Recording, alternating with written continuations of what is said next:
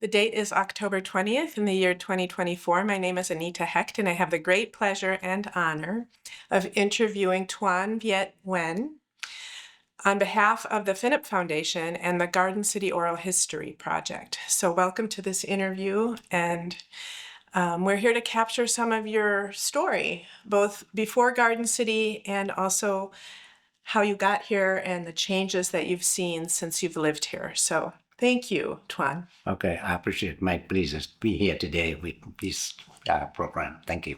So Toan, we are here in Garden City at 114 West Walnut Street, and thank you again for agreeing to participate.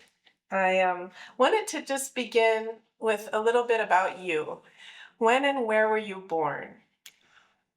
I was born on October 5th, 1948, in a province named Nguyen. That's about, I can say, 50 miles northwest of Saigon, in Vietnam. Mm-hmm. Yeah. And your name at birth? What was your full name when you were born? Okay, my full name is Toan Viet Nguyen. Yeah, the people call me Toan. That's And enough. does it have a meaning? Do you know the meaning of your name? Yes, usually in a family, the people, the parent name the children, it has some meaning. And my Toan by itself, it does not make the meaning by itself, but it usually is then next to another word. It makes that more meaningful that. The Toan, it most meanings that mean the whole thing, or more than meaning that. Look like if you have a good chance to do something, but if you have a Toan stand in front of that, doesn't mean make that completeness to do. So the Toan always it is stand in front of something to make that meaning more perfectly. So today we're going to get the Toan story. We're going to get the whole story. Exactly. Well, I'd like to learn about your life before Garden City, because you came here in 1981, but Yes. you were born in 1948. Yes. So tell me about the family you were born into, first your father's side.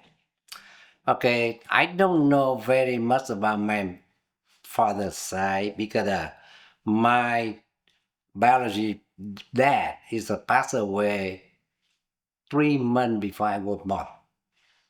So my mom remarried another dad, and the second father, I only know him because he stayed with us, but when I was little, and he passed away not very long after that.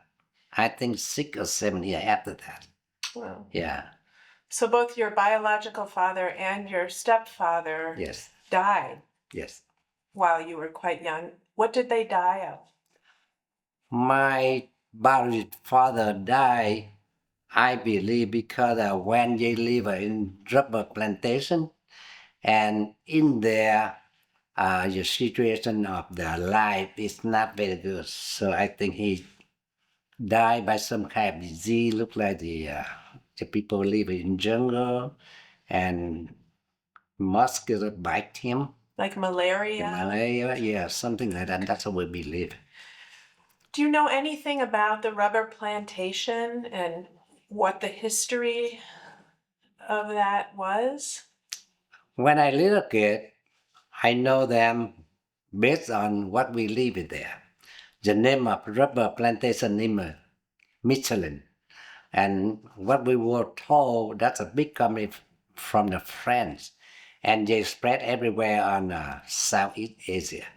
Except some in Vietnam, some in Cambodia, even on more than one country. And they collect the rubber and they make some product from rubber, look like a tire or all kind of stuff like that. Yeah. But it was a hard life for the workers? Basically, the people say that a hard life, yes. But over there, that situation your people don't have a choice. And when they work in there, that's they volunteer to looking for the job. So yeah, it's hard, but I think it's still better than something else you cannot find. What about your stepfather? What happened to him?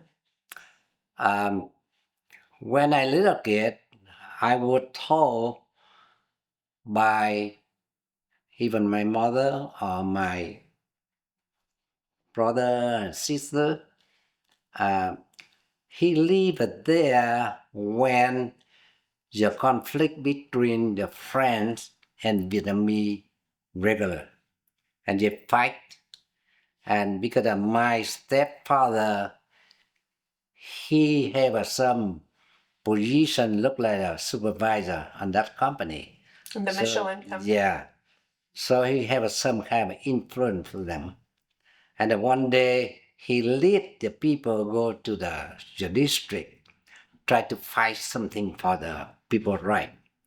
And what I was told, the war, it have a barricade and stop everybody. But my dad stepped forward and they beat him by the long rifle. And from there, he was sick and stuff from there, and he passed away later. So he was somewhat of a leader, and he was fighting for some worker rights. Yeah, over there is on back then, and a small group of people.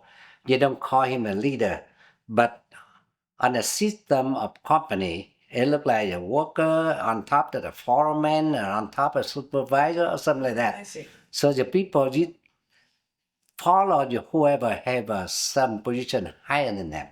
So you trust them. Yeah.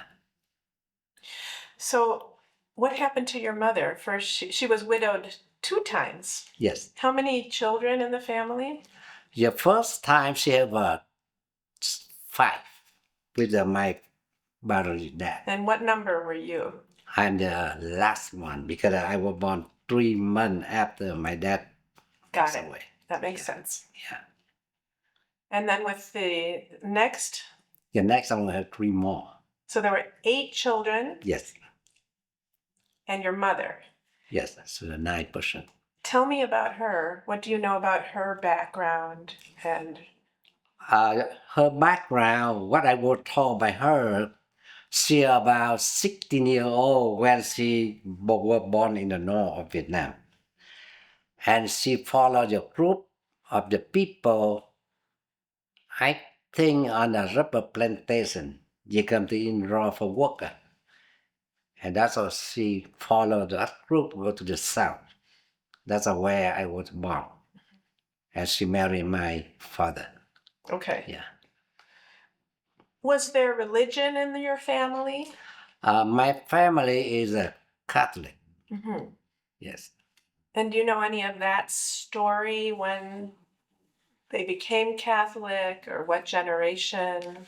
Because that's the minority religion, correct, in Vietnam? The Catholic is not majority religion in Vietnam because the people say about 90% or so is belong to Buddhist or Right. something else. But because my mother was born in the Catholic group in the north, so she's Catholic. Got it. Yeah. And so did you all go to church growing up? Was there a Catholic? When I was growing up, I don't go to church because I have no church in there. On a plantation, I live in village. They have one kind look like what you call a chapel. Okay. They only have a ceremony in there maybe 1 or twice a year whenever the father come from somewhere in. But 5 miles away have one church. And go from there to there. And back then, nobody have any kind of transportation to go in there. So sometime we go, look like a Christmas or something, but not every Sunday. But you grew up with the traditions. Yes. And with the, okay. Yes. Mm-hmm.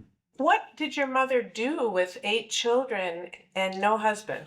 What happened next? When the first one, my father still alive, I believe we have a good life because my dad used to be supervisor of company. And it looked like a regular worker, you have to share the duplex. But my family, they have an entire building. And also, sometimes I see some worker come to work in my house too. So we have a good life.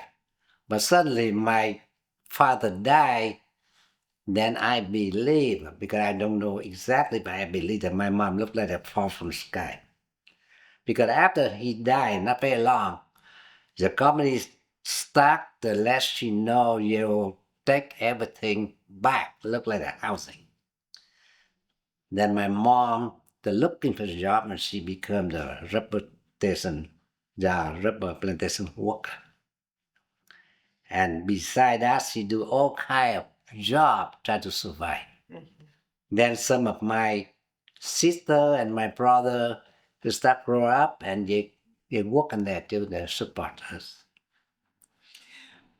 But at some point, then, when the second husband dies, she has to move, right? Or decides to move. I don't know what happened that because I still young, Yeah. but I don't think she have to move. But by the way, if she stay in there, look like our family go to the dead end because the man support the family usually pass away. And at one time, my mom would have told the big group from the north after the to just sign the agreement between the peace accord. The people move from the north to the south. Right. Among them have one person, they know that person know my mom family before. So that lady told my mom, if my mom want follow her, go to that group. Because the lady, she have her mom in that group too. She will come there visit her mom. I see. So my mom follow just to see what's going on. And this was, I think you told me, that's when they were allowing people to move from the north to the south in 1954, Yes. right? And then she decided to take all of you and go south? No, because we already live in South. But I mean, okay. Yeah, we already live in South. Right. Yes. But the people from the North, after the war ended, there's so many people, I don't know how many, 100,000 or so, they go to the South. And they go to the south of South where we live. Right. That's what it is. Yeah. Yeah. Then my mom, to follow her friend, go to the father in the south, the friend of my mom, to see her family. And my mom did follow to see what's going on. And when she go down there, she found relative. Yeah, one person know her when a childhood. And that person told my mom, well, you need to move down there because I have a land. You're on a rubber plantation, you're dead end. That's why my mom decided to move to the south. I see. Yeah. And so the whole family goes there, and you grow up in this village. And what was the name of it? You talk about your new area, they call it canal. Okay. Yeah. Yeah. Down there, you dig some small stream of the river. You call it, that's what you call canal. You know? Yeah. Yeah, that's what you call canal, and you name it. Canal number one, canal number two, or first, second, third, like that. And how did you survive? How did she survive? What did the family? That's a miracle stuff. I have a older brother. On that time, I can't remember how old is he. He probably maybe 15, something like that. And instead of follow her to go to the south, my mom know the one family, they have a mechanic shop in Saigon. And my brother come in there, try to learn to become the mechanic. And I think he makes some money, feed himself, and maybe some little bit to help my mom. But when my mom moved to the south, we basically live on the rye we plant. Not very much, but it's enough for us to eat. That's what we Just survive. on rice. Okay. Yeah. You go to school and you go all the way through school, through high school Yes. in that village, or No, on that village, when I on a plantation, I only go to the third grade, I believe, because no, that's not third grade, the first or second grade. Then when I moved to the new area, I joined the third grade. I don't know how old am I. I'm there, maybe 7 or 8 or something like that. Then from there, I start go up, go up, go up to 10th grade. Then I moved to Saigon why?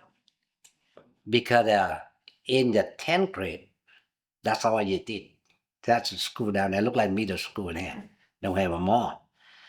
And on that time, the one of my sister found the one part-time job for me. I come in there, I work, and I go to school. That's why I go up in there. Was there war going on when you were in high school? Yes. Yeah. And was it safer? Where was it safer for you? In Saigon? In Saigon? Yeah. Because over there, it kind of like, I don't mean 100%, but I can say the 90% government control. But where I live, on the daytime, maybe the government troop control, but when the dark coming, another side will come out. So the people, sometimes they fight and get cut between the two lines. Just so I understand, so at nighttime, people from the north would come Yes. to fight in the village to try and capture people, or I believe that the big thing for the war, it looks like somehow the communist system, they want spread all to the Asia. Mhm. Then the people in the North government, somehow the China and the Russia push them had to go in the South, try to save the whole South area belong to them. And we in the South, we don't like that because we don't want the war. But the group in the North, the people in there, the troops, they don't want either. But the government down there to fuck them had to go.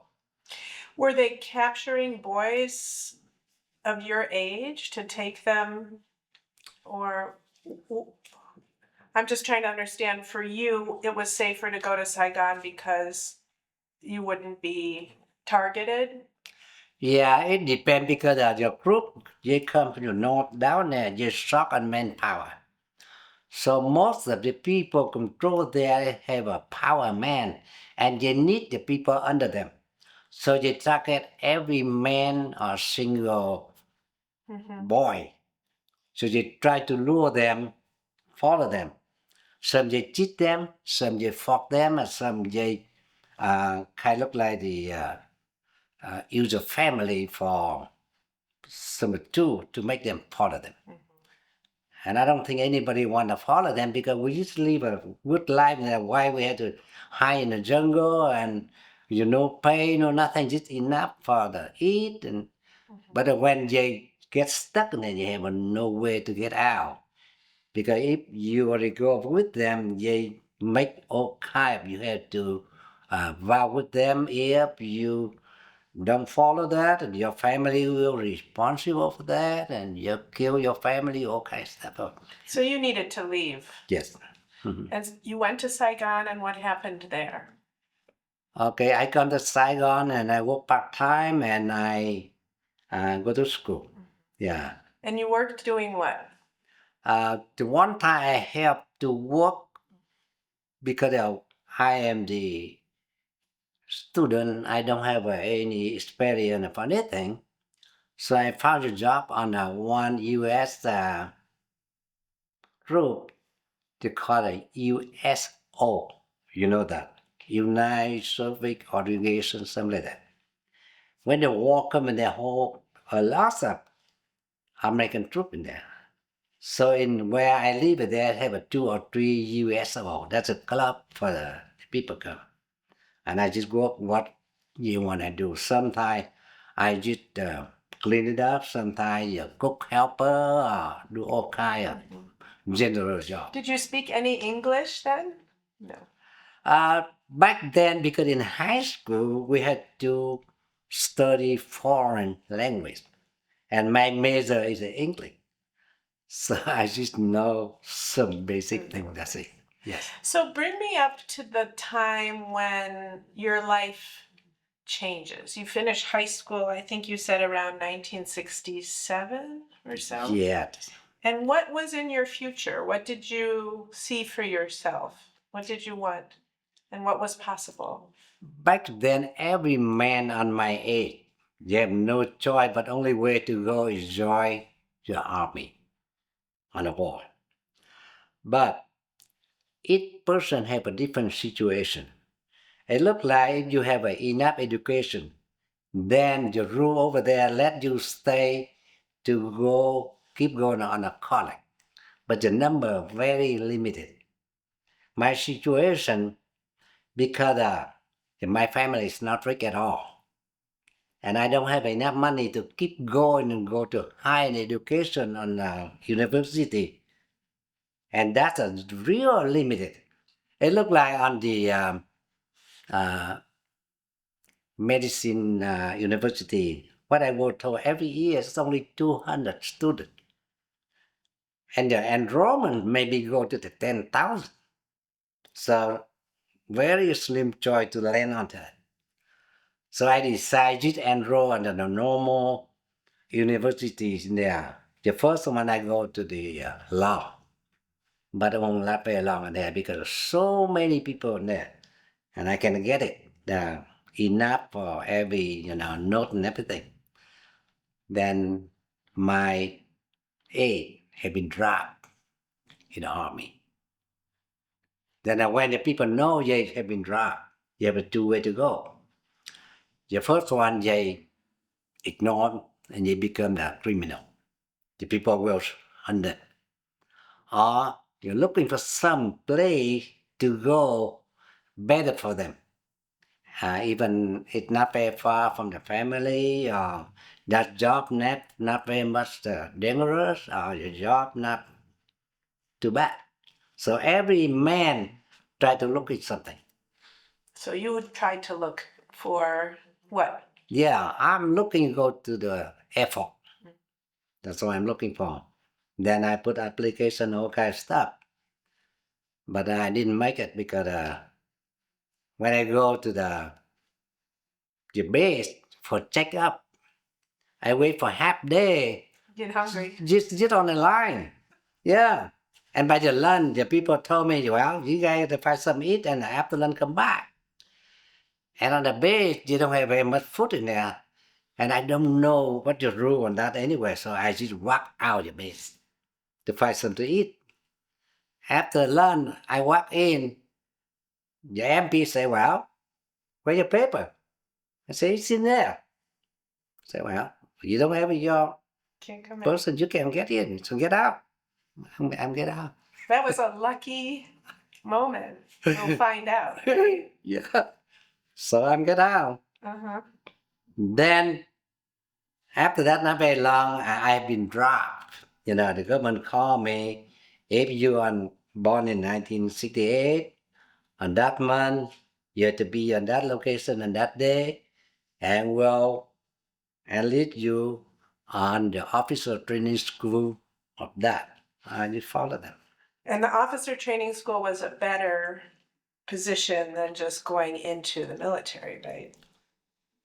That's the military too. But I mean, Yeah. you're not a soldier. Yeah. Right. Yeah. Mm-hmm. So, can you give me the overview of then what happens as you go through officer training? Because eventually you end up in the United States. So how did that happen? Okay, when I was training in a military training officer training school, in the Air Force, and back then the U.S.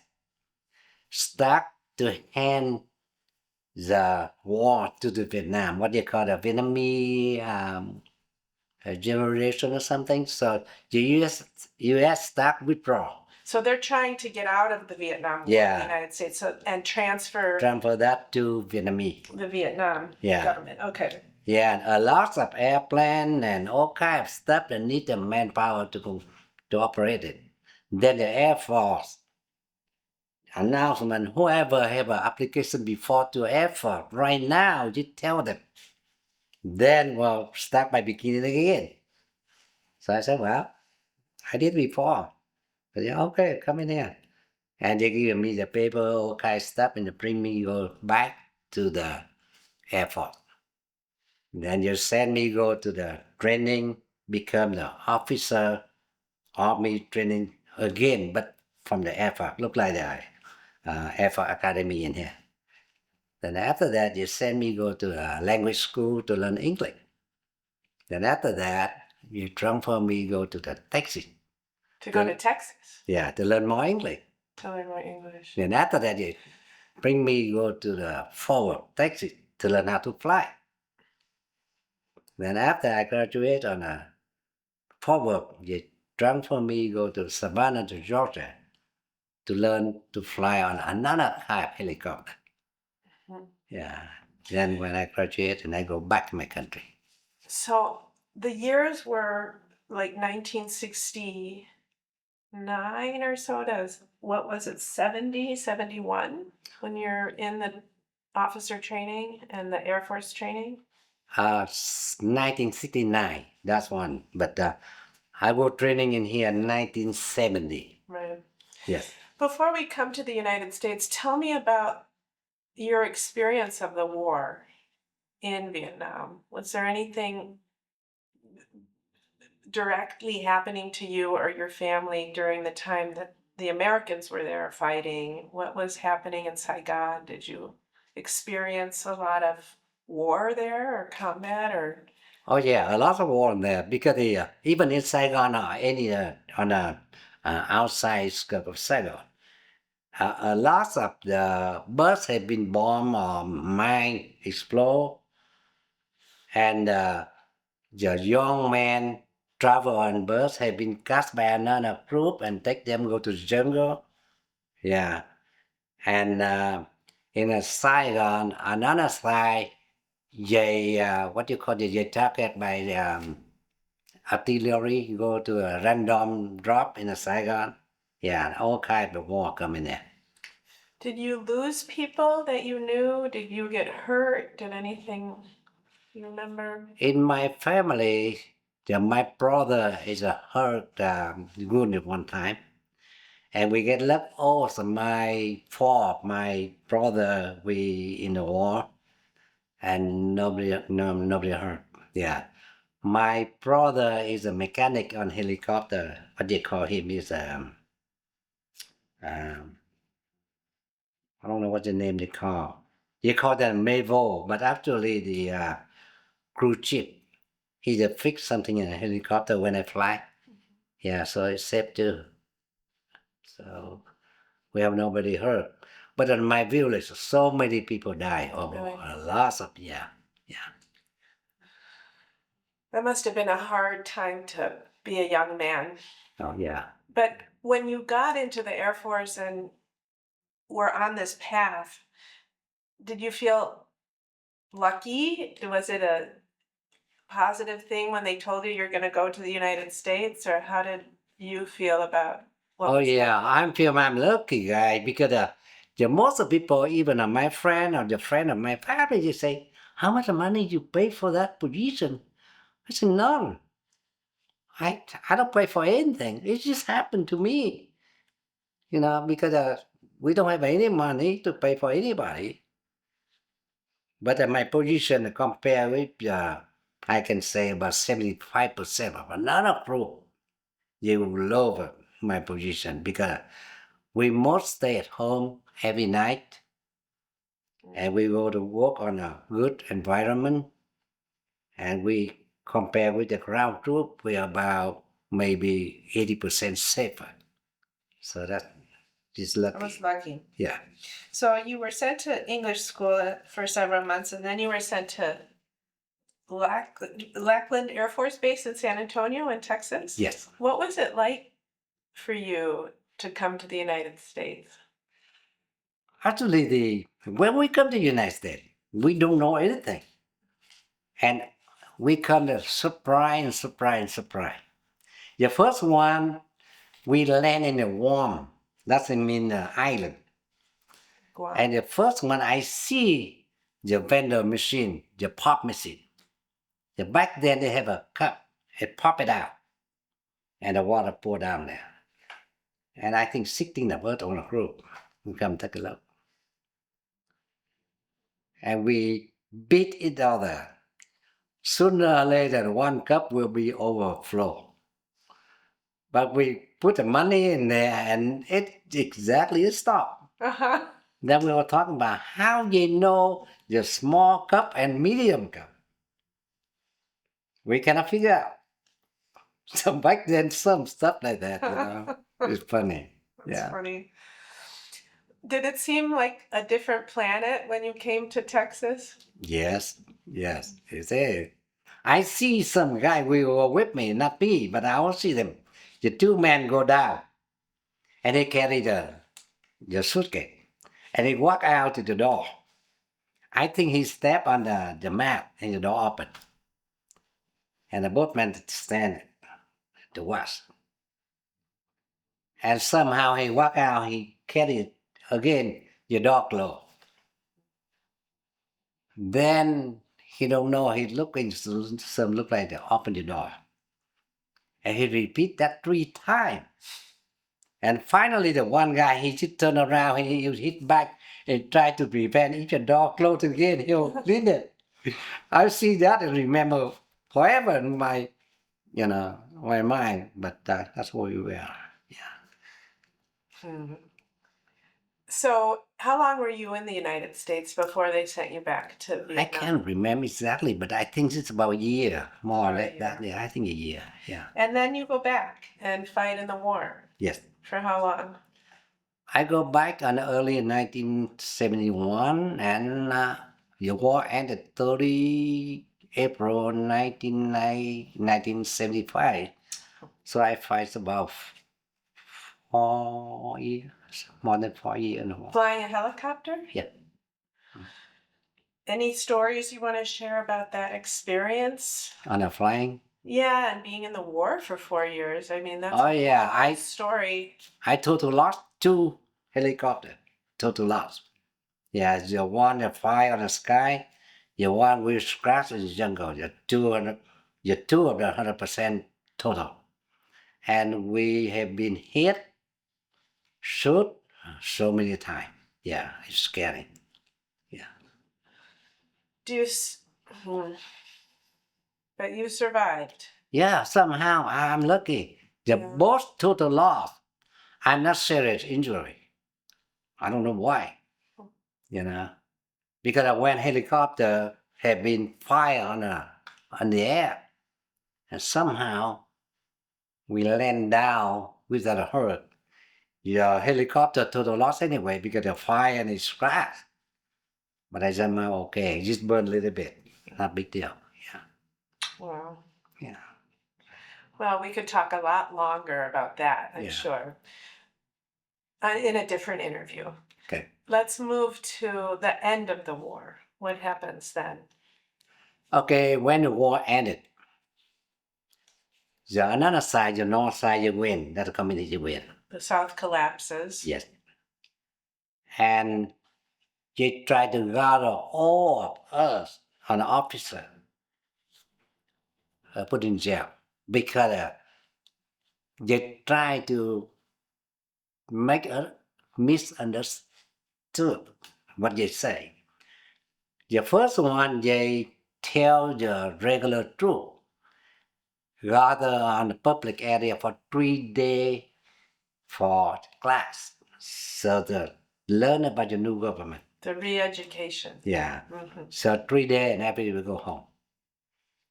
Then next to it, they call us, everybody from captain, go down and lieutenant. Plan for 10-day food to go to re-education. So everybody thinking 10-day food, that means only 10 days. Because your troop 3 days and go home. Now we 10 days. But you say, later on you say, I don't cheat you. I tell you bring 10-day food. But I don't tell you, I never tell you 10 days in there. So I ended up with almost 3 years in there.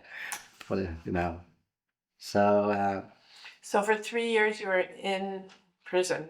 yeah, for 3 years. Yeah. Did you have to work? Yeah, every day. Yeah. Okay. Mhm. Doing what? It's different situation, different place. The one place in Phu Quoc Island, we go outside on the, I think that used to be POW prison. Right now it's no more in there. And we had to come to clear the mine around there and clean the land and all that stuff. And after that, they transfer me to the come out that's the inside inland and try to raise the shrimp. That's mean every day we go in the field and dig the ditch and make the dam and make around look like the shrimp farm to do. How were you treated as a prisoner? Because right there, you don't lock us in the house because that's all the jungle. But you cannot go anywhere because in there, that's a prime water. You cannot drink that water. And all your tree in there you cannot eat because when you bite real bitter, you cannot eat it. So you don't scare, you escape. And when the food you eat, it don't have enough. So you don't scare. Everybody hungry anyway. So, and every day they give you a sign to do and you cannot do all. You may do about 70% what they let you do. So on a Sunday, and they used to say, well, Sunday is the day off, but whoever still off, go ahead and go and do it. And then we go to work anyway. And we get used to it. So, yeah. So a hard life. Yeah. Mm-hmm. Did you have a time to serve that you knew was going to end, or did you think you were going to die there, or what did you think? Yeah. He never told anybody how long. Only thing he say, you stay there until you become the good citizen, you will go home. And how long you stay in there, it depends how good you are, how fast you can learn. That's what you say. But actually, we don't learn anything, just hard working. So when were you released, and how did that happen? Suddenly, one day, and the rumor, I'm not sure, but the rumor say, well, I think some pressure on the wall. The U.S. already come and talk to them some. You cannot keep that person in there longer. So sooner or later, some relief wave will come out. And then one day, we see some note they put in where we live there and say, well, today everybody stay at home. I want to go outside. And we have some list. Someone will be transferred to different camp. They never say what's going on. So we about half thinking maybe your release day will come soon, but we don't know when. Then on that day, you have a list. You call, this person, you come in there. About 200 come in there and say, well, you have the boat come in. You go down there. You go over there. So you transfer to there and we come to that, we see the life better. We don't have to go to work anymore. You stay in there to do paperwork. Then the one day say, well, you go home. Wow. Yeah. That's what happened. Wow. That must have been quite a moment. Oh yeah, Yeah. yeah. I have a lot of questions about, how why you think you survived. I don't know either. I think that's a miracle. But when I look back, I don't know how we can survive with that kind of situation. But look like on the whole war, we have been in there. We fly in and out on the unlock. That's the problem. It destroys so many, all of them. But we almost every day we go out and in, and they shoot down there. But we're still alive. Yeah. And you survived prison. Did a lot of people die in the prison? Yeah, not so much. In a prison, we don't know very maybe we people die because whoever have a different situation, they transfer to different area. But I see couple of times they just bring the people come out and they shoot them. I see the one guy. He's a funny guy, and he always try to make it funny on the jail guard, and I think he on a blacklist. And then one day he will call into the office.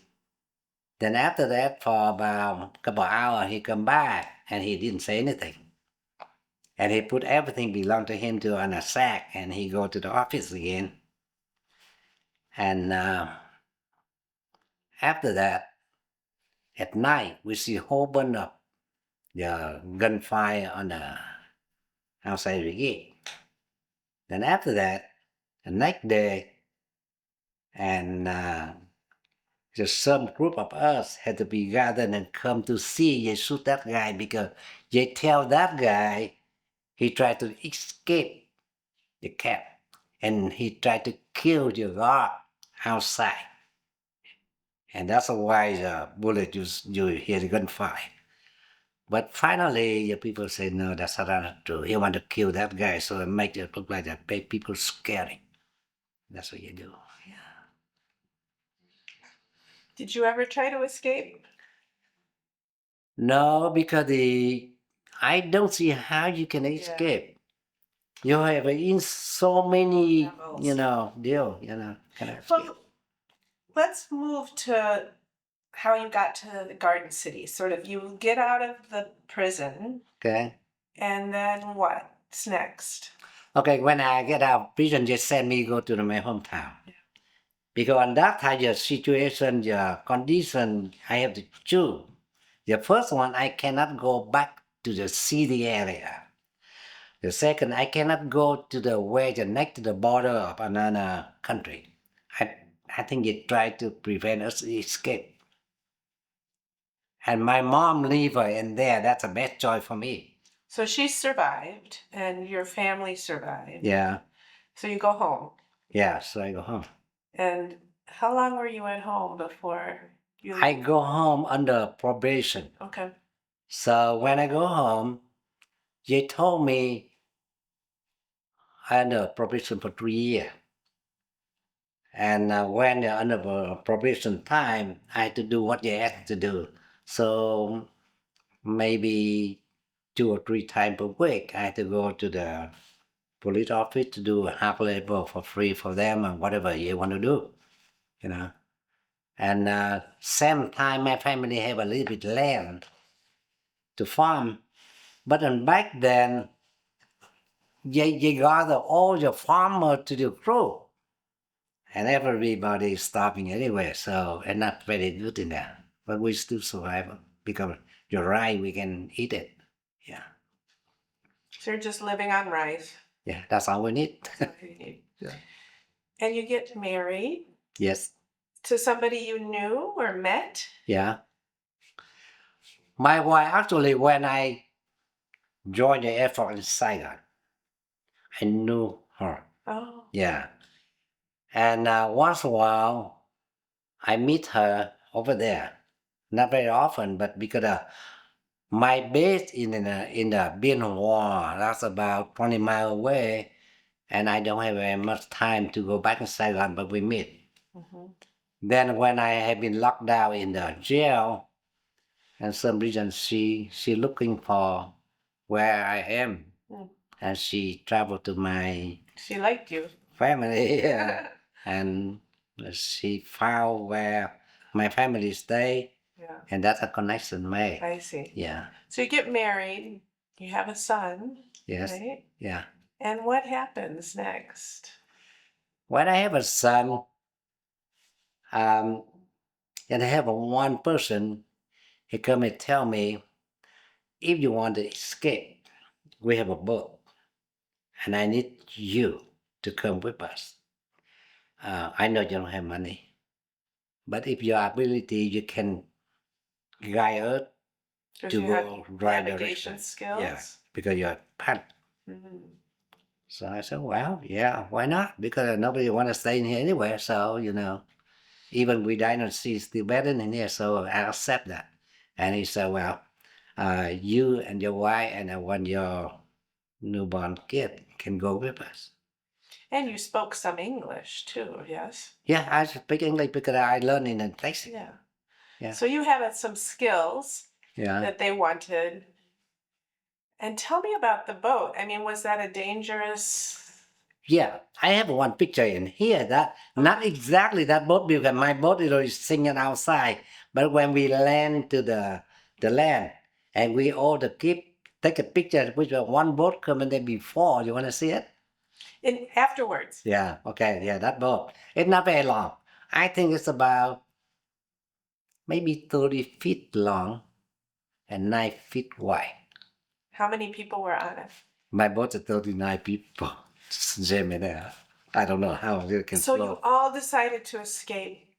And where did you go? We don't know where to go. Just get out of Vietnam first. Get out. Because we heard the rumor, some people just get out. And whoever get luck to meet the big ship you travel on the ocean, you pick it up, or the worst case will rip to the neighbor country.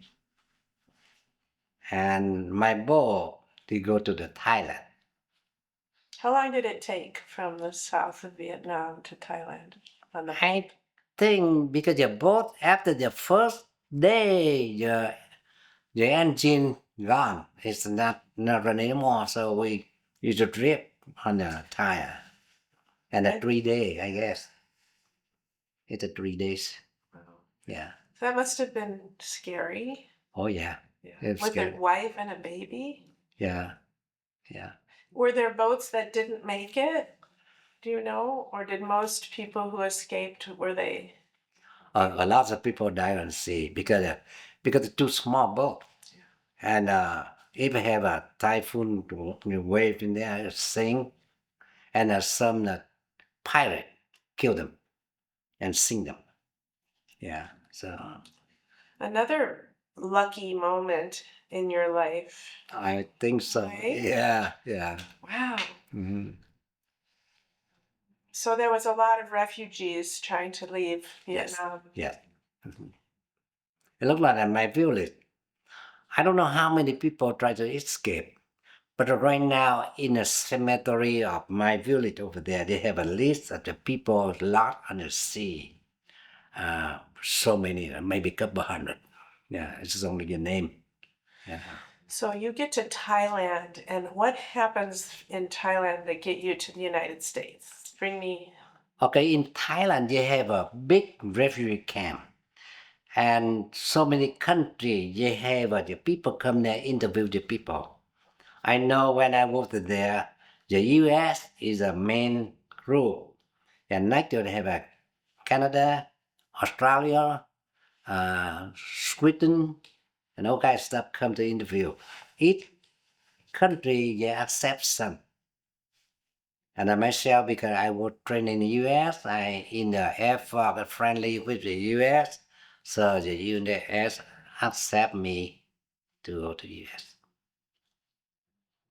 How long were you in the refugee camp before you got to? I stayed in Thailand just about a couple of months, and after that, they transfer me go to Indonesia, another country. I think they're waiting for paperwork and they're waiting for the sponsor for whoever in here accept us. and I stayed there about 6 months. Then after that, they bring me from Indonesia back to Singapore to book airplane to go to California.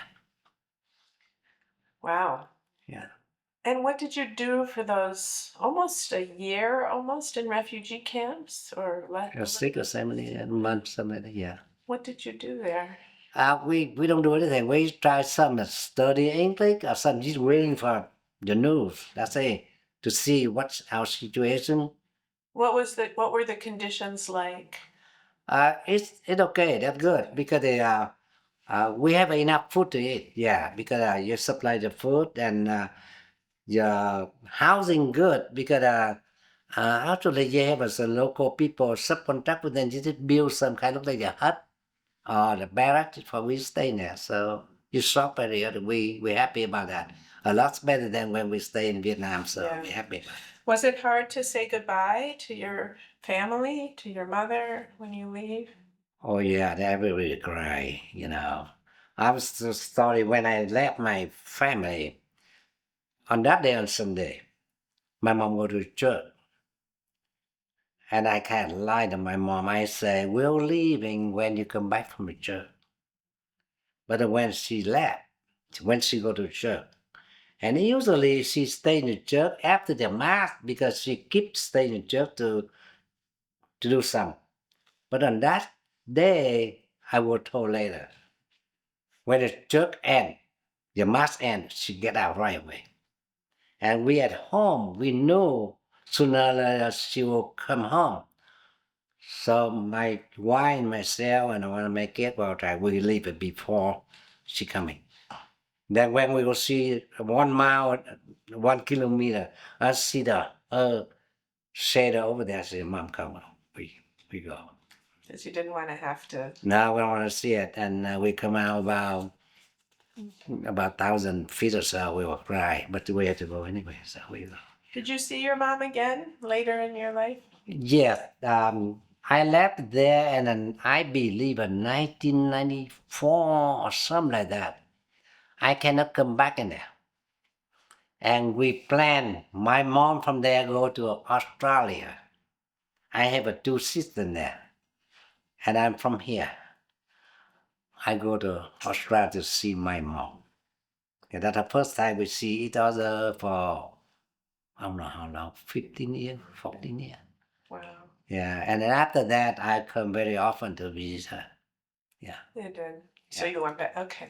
Well, let's get to the part of the story that we're here also to talk about, which is how did you get to Garden City and why Garden City? Honestly, we're talking about a funny story. I don't know what the gun seat look like. And I have one friend. He in a refugee camp with me, and his uncle sponsored him go to Garden Grove, California. And he told me, I'm going to Garden Grove. So I told him to have a paper told me if I go to Gun City. I say, that's good. Gun Grove and Gun City is not far each other. The garden anywhere. So okay, we'll go. So I accept going to Gun City. So there were people from Garden City or sponsorship to Now Garden the church in there. Which Yeah. church was it? Yeah, the St. Mary Church in there. Okay. I have one sister working there named Sister Lavida, and she handled all the paper. And she was in Indonesia or? No, was she in here. She But they living sent- here. Okay, and then they sent the applications or the sponsorship papers to the refugee camp. Yes. I think the St. Mary Church in here accept us to come and they will sponsor us. Or they will find some people help us. Then they send the paper to a refugee camp. Did you know anything about Garden City before you came here? No. Did you know where it was? I even didn't read the Kansas because of KS. And Okay. that's why I thought the gun grow in the gun city and not each other. Yeah, I don't know. So, okay, so you go to Singapore, then you get on a plane to You go to California. California. And then another plane to here? Yeah, we're staying there one night. Okay. Yeah, because we have to land in California to do all kind of immigrant paperwork. Then the next day, we'll fly direct to here after the Denver stop. Okay. Yeah. Well, what was your first impression when you got here? We come in here at night, about 8 o'clock, or 8 or 9, something like that, so it's dark, we don't know. But we were bring to the one Vietnamese family, they come in there 5 years before. So there were some Vietnamese? Yeah, the one family is in here before. What were their names? Jerry Lab, but his name is Tang. Okay. Yeah, Jerry Lab. And we stayed there, I think 2 or 3 days. And the sister Loretta find the renter for us, and we moved to there. Yeah. Again, what was it like those first few days? Yeah, we're surprised, because of something we don't know very much. I see he have a house. Yeah, because he come in 1995, and I think he worked for the construction company, and the boss helped him to build a house.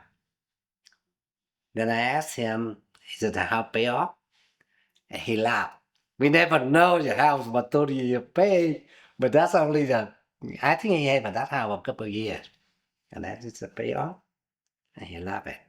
And about 10 o'clock, I did not see him at home, but I asked his wife, where's your husband? He said, he go to work. And I see the car parked in front. I said, where he work by? I said, by car. I said, why the car parked there? And she said, he have another car. I said, oh, that rich man. I didn't know that's about $500 car deal. Uh-huh. Yeah, that's the first thing. So it seemed more. Surprise everything. Everything was a surprise. Yeah. Tell me about whether you felt welcome here. As a Vietnamese person, we had just been in the Vietnam War. I mean, was there any hard feelings from the white community towards Vietnamese at that time? Do you remember any? When I come, and it's not, because there are not very many people in here when I come. Mm-hmm. So the people welcome very well. And after that, about 1 or 2 years, a lot of Vietnamese come in here. A lot of Vietnamese come. Yeah, because when Tyson used to be IPP plant, that's in the previous name before. When it opened, then about a couple thousand Vietnamese come in here, try to work in there. And I think when they work in there, because they have a different culture and all kind of stuff, somehow they make the local people unhappy about that. Look like you're noisy inside the shopping area, some kind of that. But if average, you grade them, I think more than 50, they prefer we come. Yeah. More than 50%. Yes. Mm-hmm. So I think so.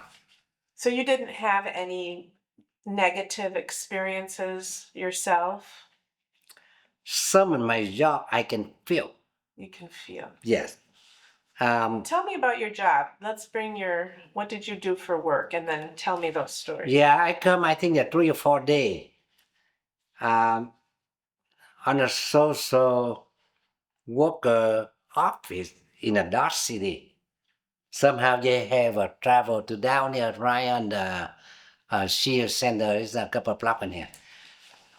And Sister Lavita told me that group they will make the paper for the people just coming. Look like what do you call a social car? Social Security? Yeah, social security car. And that's good for me because usually people had to be wait for long or had to travel. But Jesus, you come in there. So we'll come. You come 3 or 4 days after that. I can't remember exactly. Then my sponsor, Sister Lovita, her father, and the people named John Tetro, he the own Tetro Plumbing in here. There's a friend, it's all the family in Kingman. It's about 4 miles from here. And they talked before. The Lovita told me she asking that group if they have a refugee come, you accept them to work? And the company say, yeah, we have programs training on job. For plumbing. Yeah, that's the plumbing company. Right. He say he have a program training on job of government. I see. Government paying half, and he paying half. As long as that guy understand English a little bit to know. Yeah. So the visa say, well, this guy he made that your candidate. Yeah. So she asked me, do you want to go plumbing? I don't know what a plumbing means. So I asked her, what's a plumbing doing? And here, what exactly what she say?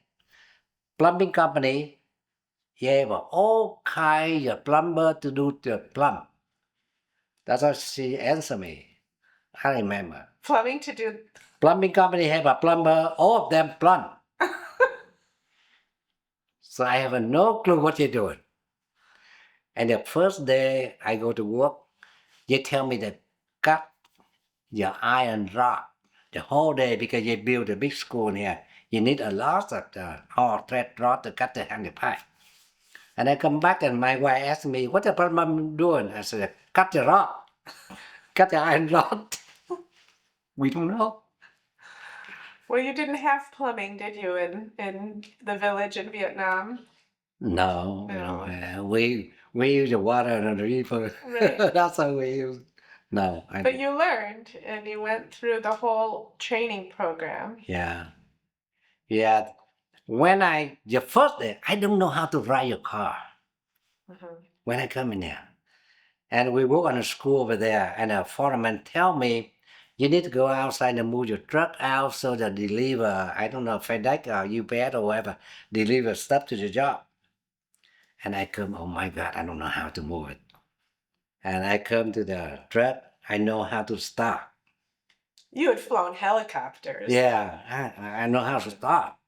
I know how to put a brake, but I don't know how to sweep the gear.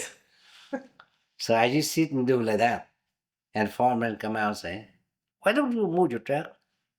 I confess, I don't know how to drive. So he asked me, why the boss told me you're a pilot?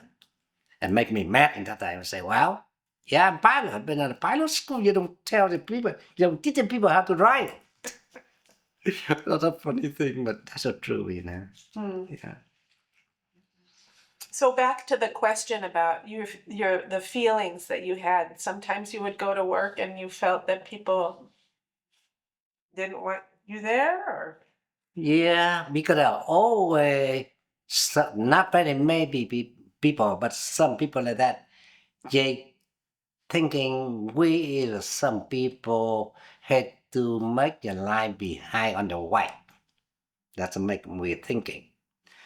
The one time I go to work for the hospital there, and the maintenance supervisor of the hospital stopped me right on the outside and say, do you think you know what to do? Because that's a hospital. If you make a mistake, that's a big, big problem. So I tell him, well, I think I know what to do. But if you want to change a person, call my company. They may send someone else.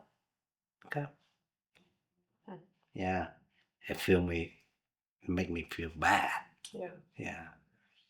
Even when I open my company and I send one of my workers go to the job and I come to see what he doing, the one person he's ignore me. I didn't say anything. He just talked to my worker. And to one point, I don't know what he asking my worker, and my worker said, well, I can answer that question, that hard question. If you want to know, ask my boss.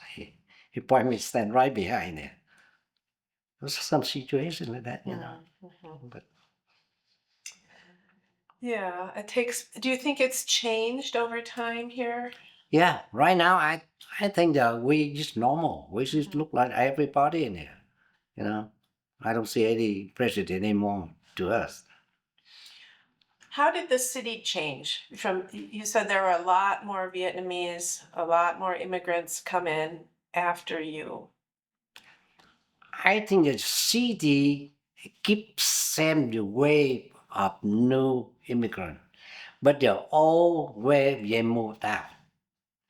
All the generation with my situation on that back in 1980, they just stay within the 10 years. When they make a save enough money, they move to different area to set up their own business, most of them. It looked like the one named Tan, the one I live in his house the first time. He just moved out in here, I think it's about less than 5 years. And he stayed in here about 35 years. And he started up with a construction worker with no speak English. But he ended up with when he left, and his family he have 4 daughters, his children. He spread everywhere. And right now, he moved to the Denver. And when he left, and he have a huge money because he have a building, business, and everything. So they start and very good, and they move. The reason they move because their children on a big city. That's what you do. But you've stayed. Tell me what happened and why you've stayed.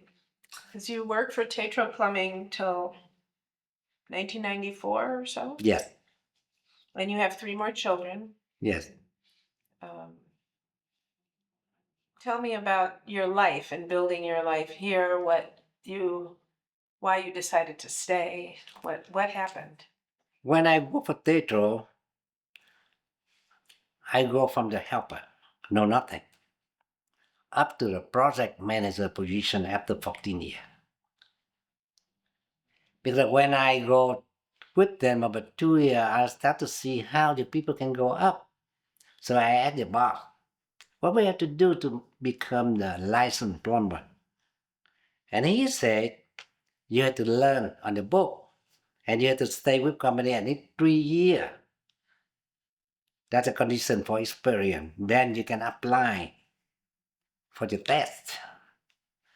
And if you pass the test, you become the German license plumber. Then after you have that, another 3 years after you have a German license, then you can apply for master license if you pass. Then I asked him how to do. He said, we have a 4-year program.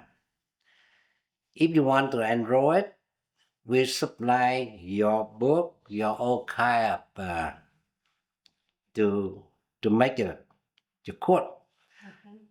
In the first year, you get through, you pass. You don't owe us anything. Your 4 year, you owe us, I cannot remember the money. It looked like 10,000. Each year, the 2,500. If you pass the first year, then you owe us 7,500. And you pass second year, and you owe us only 5,000. So if you pass all of them, you owe us nothing. That's free. Was that a program from the city or No, that's for company. From the company? Yeah. Okay. But actually, it took me about 1 year. I passed all 4 because some very basic. Look at the math and all kind of stuff that I just read over and I know it and I make a test and pass. So I owe them nothing.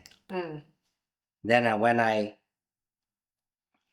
passed that and I was thinking to go to take a test. But the only thing I had to wait for the time experience to qualify. Yeah. Seem like you're a very hard worker. I'll try best I can because I used to be even hard worker and it's still easier than I stay with the company. So Yeah. So you climbed up, and your children go to school here in Garden City. Yeah. How is their life different than yours? I think they follow the group in here. So most of them, because we go to work every day, we only meet them in the evening. And myself and my wife get luck because we see the family each other every day compared with the people work on packing plant, the one they work on A shift, they work on B shift, they only see each other on a weekend. When they work for the packing plant? Yeah. So you were able to have a good family life? Yeah, it was family life. And how was it for your children to go to school here? You just go through here, and when they start go up to college, I don't remember any of my children go to JUCO in here. They go straight to the KU. Yeah, yeah. And from there, they spread everywhere. Yeah. Their life was quite different than yours. Oh, yeah. Yeah. I call them come back in here and I give them the rental business and go and plumbing business. And now, well, I don't want They it. didn't want to do your No, business. no. So you start your own. Tell me about starting your own businesses, because you start several businesses. Now, the first one, I start plumbing company because after 14 years, work potato plumbing.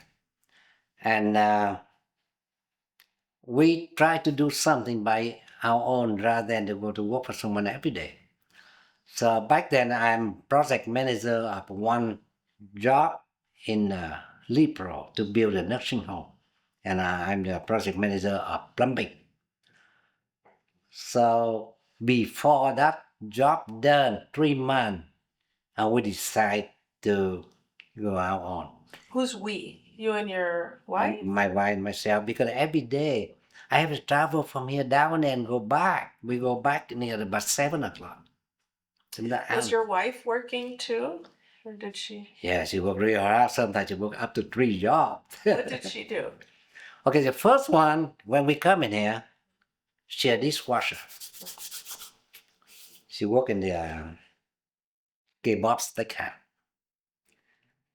And she go to Adult Learning Center to study for English. And she go to GED. After she work on a kebab for dishwasher, one day they send her home because you're low on the customer. And when she reached home, she picked up my kid from another friend. Then they call her, go back to work. And she said, no, we can go because I just pick up my 2 kids or so. I cannot go to work now. And they say, well, if you not go to work, you lost a job. So my wife say, oh, no joy, you cannot leave a kid in there. So she come to Dylan to apply for another job.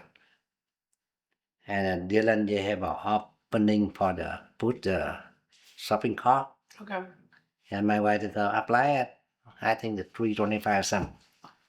But next day she come to work and some reason they not let her put the car. They move her to the Delhi area. And they pay her $5. That's good. So she worked there.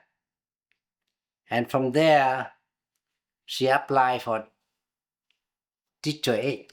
I see. Go to school. And same time she go to school. And she get A in here, degree. And she get, the associate degree in here. And she get a master degree in St. Mary and Dart. And she get a master education in foreign. And that's what she go. Take her about 12 years to go up. And the master's is in what? Master of Education. Education. Yeah. So she teaches? Yeah, she's a teacher. I think next year she'll retire after almost 40 years Wow. teaching. Yeah. She's a hard worker too. Yeah, she already 80. What does she teach?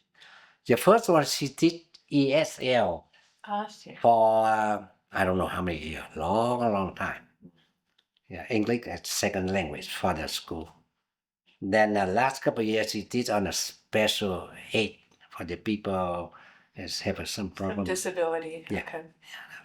So you start a plumbing business of your own. Yeah. And then you also start a rental business? When we own the plumbing company, I believe 2000, in here have a parking plant, it burned. It completely destroyed by fire. That's the ConAgra? Yeah, exactly. That's about, yeah. And everything go down. So we're talking about how we create enough job for us, because back then I have my company had up to 4 or 5 vans and I have more than 10 employees. Then we also somehow we have enough thing for those people to do it. So I talked with John Chappell. He owned a Casco home and said, well, how will build the renter? He said, if you have a 20% down, the bank will let Loan you. you the money. Yeah. Because you already have your house pay off and stuff like that. So I think you're okay. And you have your shop pay off too. And that money, you can use that to loan the money. And we talk to the bank. I say, okay. So we'll start to use the plumbing for down payment. And that will start go up, go up. And so now you have how many rental units? Right now I have, I think, 24 apartment for rent. Yeah, I will do. What a life story. You went, where did you get all of your skills to learn how to set up a business to then, I mean, this is, I don't know. I don't know. Just that happened. was it from your military training, you think, of organizing people? Was it financial training, working with a business here? It collect day after day because actually when I come in here, I have only $5 in my pocket. Yeah. Did you imagine your life to be turning out this way? No, I don't. I don't think what had happened, But it suddenly happened. Look like how I survived in a war. I say, well, it just happened. I don't know. Tell me about the Vietnamese community here. It grew. Have you been involved in the Vietnamese community? And if yes, in what way? Yes, in Vietnamese community back on 1985, somewhere in there, it's up to about a couple of thousand. We have a 3 Vietnamese grocery store here at that time. And I involved a lot on that time because I still young and I'm the one of first group coming here. So usually we know more than the people come behind us. Were the people coming as refugees too? Or what were their stories similar to yours or quite different? Some come from refugee camp. Some they relocate from different state because when they come from other state don't have a job or they is not good in there, they come in there. And after that, the one group come from the U.S. government have some kind of with Vietnam government let the people used to be in a prison before can go what we call a 8O, that means a humanitarian operation, something like that. So that group come, that's why it comes so many of them. And how did you support them? How were you involved? Actually, we don't have a money or anything to involve or support them. We just support them. The people come the first, we just come to visit them and give us something, food, to just not very much. But we'll try to help them what they need. It looked like in here, a long time ago, I have a one group, what we call the MAA. That I think the shortcut by Mutual Asian Association. That's first of, I'm the one of several guys set up that system. And what was it called? I think MAA, that's a Mutual Asian Association. Mutual Asian Yeah, Association. that help people, come in here. Mm-hmm. I help them to go to translate on a police, on a court, or something like that. Yeah. What do you think are the main challenges for the immigrants, Vietnamese and other immigrants coming here?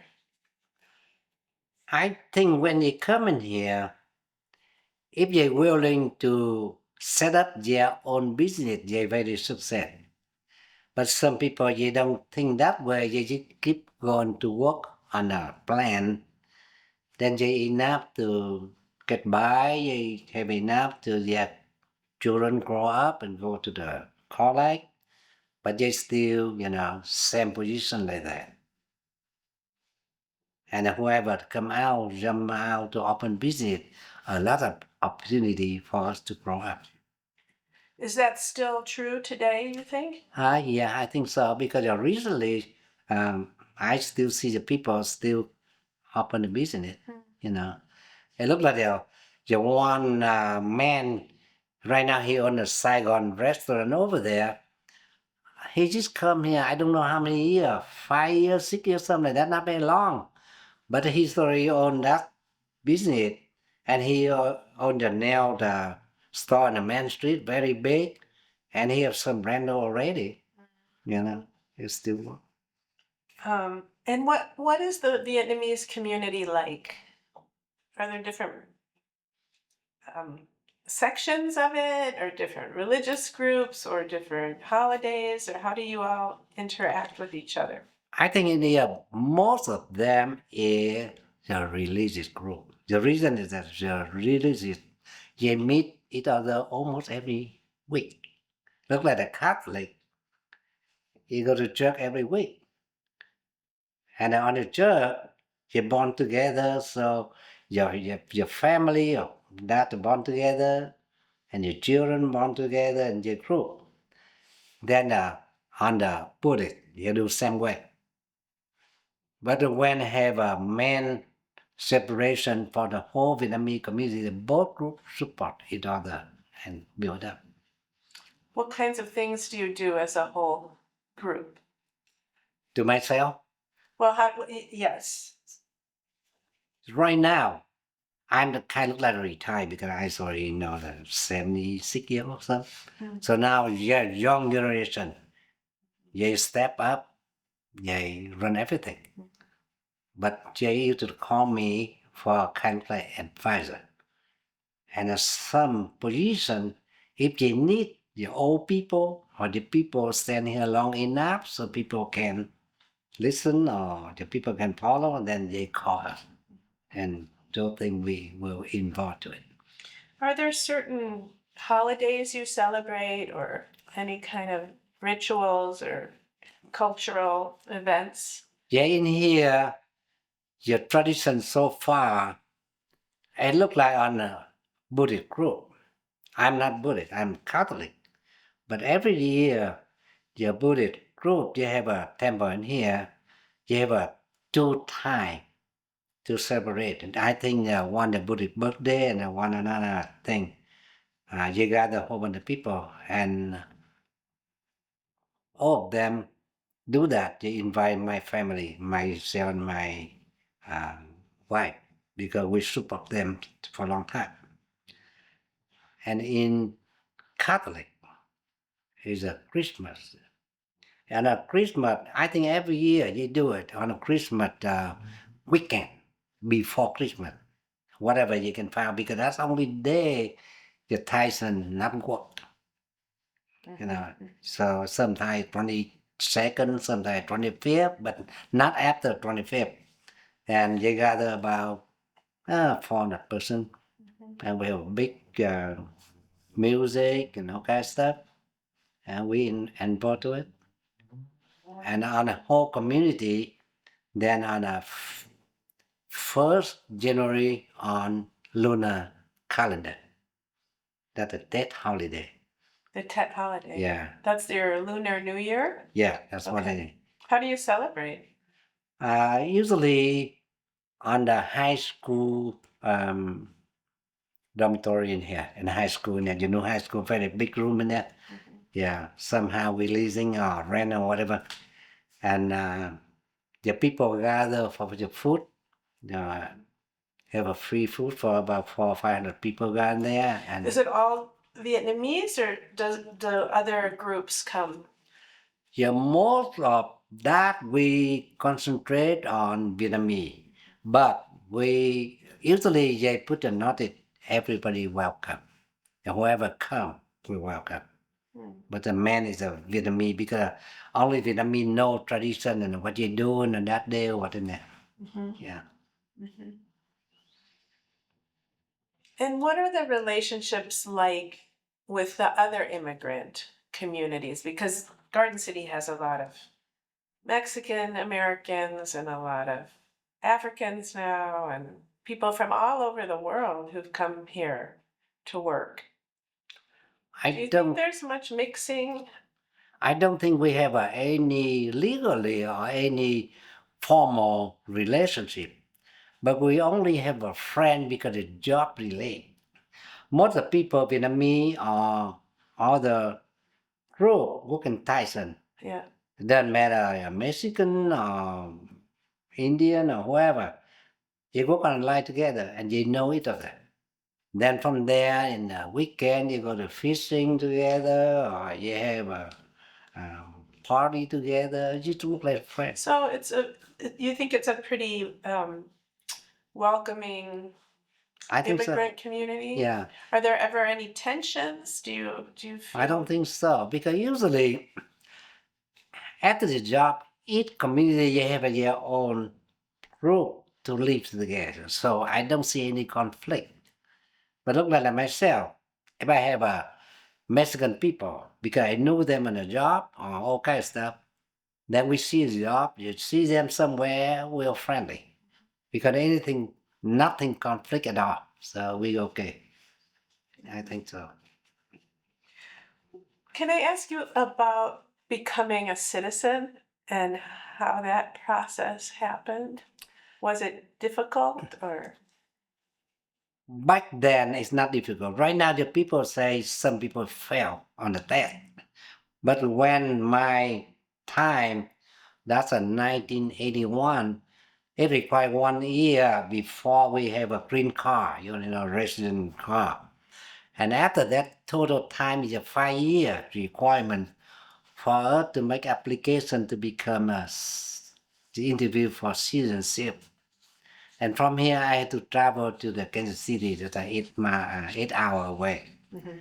And people ask some basic question, look like who your president, who your governor, or something like that.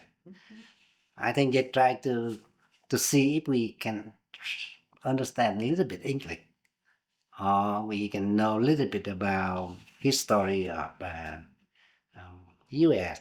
But most of that question it had been in the book, so we Yeah, it was easy for you. Yeah, so So you got the citizenship. Your wife and your first son did. yeah, we come there 3 person, and we have after 1 week, after interview 1 week, you noted us to go to Wichita. It's about 4 hours from here, but that's it, and we become yeah. Do you think it's easier today or harder today? I think it's hard today because someone's scared and they don't go. I don't know why, but look like I have a couple of friends in Wichita. He have been there for about several years, but still not. And I said, why don't you make an application to go to interview? I say, well, I don't think I understand English. And so many questions on the book I don't understand. And I go to interview, I think I'll fail. There's a lot of talk right now about immigrants Okay. and borders, and I'm wondering if you have any thoughts on that politically. Yeah, we watch the news and on debate or what we talk between Mr. Trump and Mr. Biden, all kind of stuff.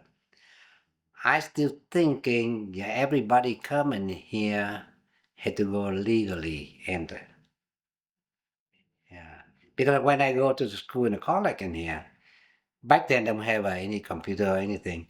We had to do a research about is that immigrant is a burden or benefit for U.S.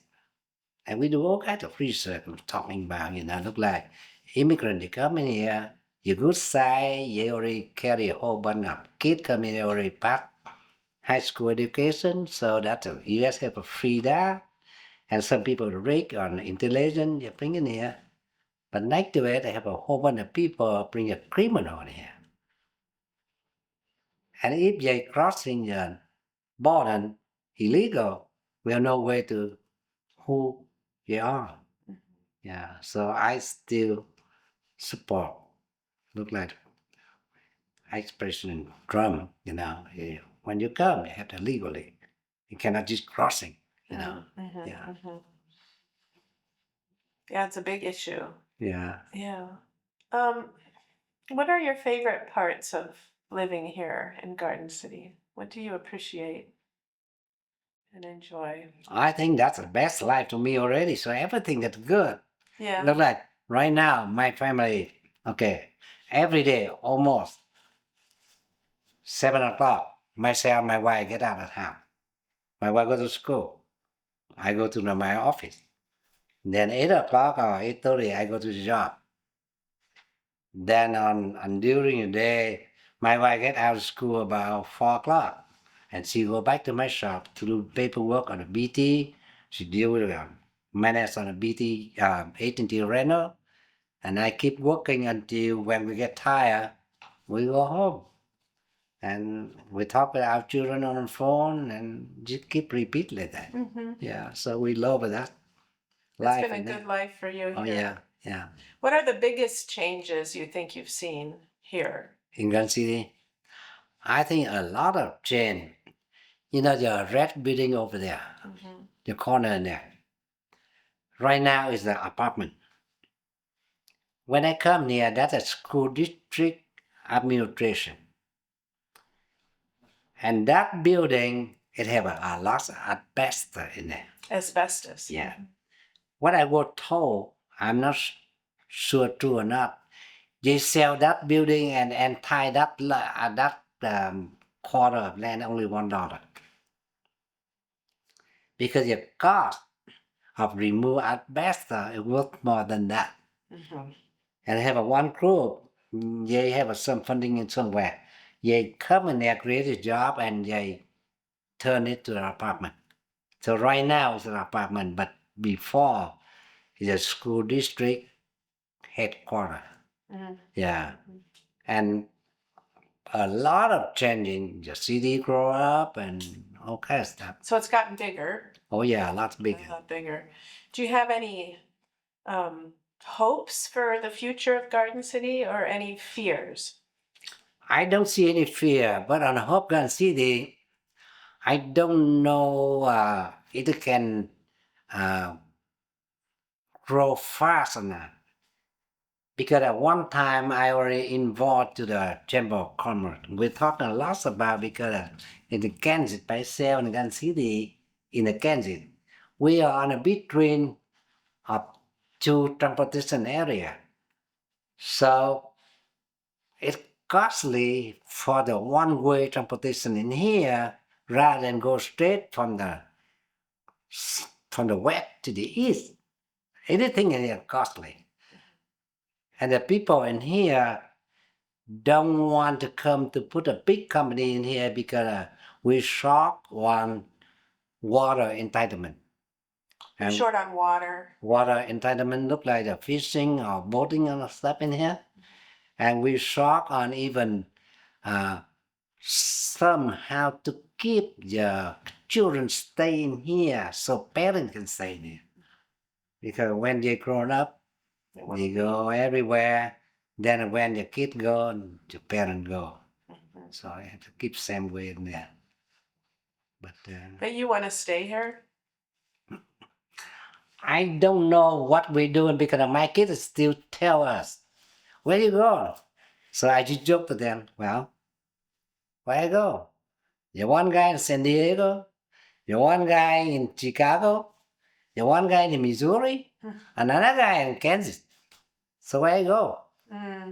These guys, two guys, got one place that I'm thinking about. Now another guy or girl go to California, then they'll have two. I may come in there. To California? Yeah. To Garden Grove? It's San Diego. That's what my daughter down there. Uh-huh. Yeah. So now I know where the gun grow. You know. Now you know where it Yeah, is. I know. And now you know what plumbing is. Yeah, it's not Gun City. You know. Uh-huh. Yeah. Anything else that you'd like to tell me about, I don't know, Vietnam or your connection to Vietnam? Do your children feel connected to Vietnam? Do you want them to keep part of the culture? Do you want them to keep the language or the food or some part of your history alive for the grandchildren or for the next generations? I think it's better if our children contact with them and know what happened in there and know what we come from and what happened before. But it looked like to them right now, you don't care very much. I already take my children come down there a couple of times already. To Vietnam? Yeah. And they just come there for fun. And you don't care about the culture and everything. And every time they see some different and they just didn't care. It looked like I see the one thing different when two of my girls down there. Because down there they noisy all the time. You know, you go street to people lousy, no kind. So that's very different than here. Yeah. But two of my girls are real calm. I see that we wait on a bus station. The one of my girls sitting there, and one other girl to eat a chewing gum.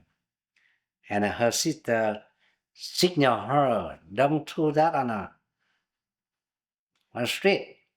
And he say, and this is a look, and she say, and she like that. And the girl throw it and she put in her purse. Out there, when you done, you just down there. Just throw it. Yeah, so that's what different. You Yeah. know? Yeah. Are there any other big differences that you think of between your life there and your life here? Oh yeah. Yeah, a lot different because even when I go back in there, I'll see total. The people can tell right away whoever come from there to here. Mhm. Yeah, compared with the people live there, a different, completely different. In what ways? Yeah. Their acting, their thinking, and even the language before and language right now, you change a lot.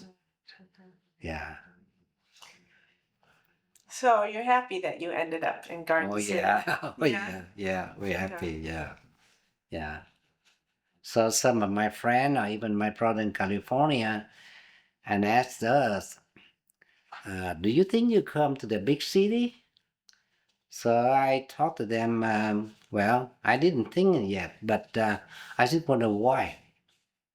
Because in the US, you're a big city or small city, it's not very much different. And if you say go to big city, you have a more chance. And I think that is true, but sometimes we in here, we do too. Look like I live in here. I grew up in here with nothing, but I build up my future. My wife, where you go up to the top, she can go. Also, my children graduate from university and just spread everywhere. Make her happy, so we'll stay there. Yeah. Is there anything else you'd like to say that I haven't asked you about? About Garden City, about your family, about your life's path? I'm the only one thing I say. That's a great opportunity for my family come here, and the people in here help us to build a good life. Look like last week I have one customer. She take me. I still didn't receive the bill yet. You served me last week. So I take her back. You're so good to us. So that's a gift for you. So there will be no charge. So she take back. Oh my God. That's what I see. So we thank you for making give me us, my family, your children come here, build a good life. So my responsibility right now is somehow to keep moving. Or if I have a chance to give anything back, I will try. Mhm. Do you have any advice for newcomers, for new immigrants who are coming here? If I say advice, I don't know I have anything, but with my experience, I can say if you come in here, try to be calm and try to be the thing, everything in front. It's not dark like they say first time. Because everybody coming here, they thinking, it's so hard work, so stuff like that. But after several months they stay there, they start to see the light in the tunnel and they follow that. and sooner or later, all of your children will be success. Nice. So just follow that. Don't complain. Just try to do. Just look like everybody coming before. And is there anything you want the white community to know about immigrants here, or things that you hope they understand about people who come in from other countries? Yeah, to me, the people, native people in here, because most of people coming here from underdeveloped country. Not very many people come from big country. We come from Vietnam, Laos, and okay. So we now have a good chance to live a modern life. A modern one. Yeah. So it needs us the time to adapt. Then please give us a little bit time. We will follow and we'll learn. And you will adapt. Yeah. Interesting. Yeah, that's nice. Yeah. So that's the only thing I can say because to my experience, the first one will come and I buy $500 car. I said, that's good. I even take a bucket come out to wash up to the tire. It's a $500 car. And we come out and take a look. So, oh, it looks like Camaro. But actually, it's a Vegas. I think the Vegas car. Your car to name Vegas. Yeah, that real old model. But our rim at that time, this look like after I come back from the jail. I said, my rim, when I can have a bicycle. When you got out of jail, your dream was to have a bicycle. Yeah, because every time they call us, go to the district to see the police, I had to go to my brother to borrow his bicycle because of that 7 mile away. I come talk to my wife, well, when we have a bicycle, we don't have to go to borrow it. Well, Wow. your life changed. That changes. Yeah. Toan, thank you very much for letting me interview you. It's been wonderful. I appreciate to be here with you and gentlemen in there. I appreciate you give me a chance to talking about what my life was through. Yeah. Thank you for sharing it. Okay. All right. Well, thank you. Welcome. Opportunity to Okay. listen to you. All right. Thanks. Thanks for that, Anita.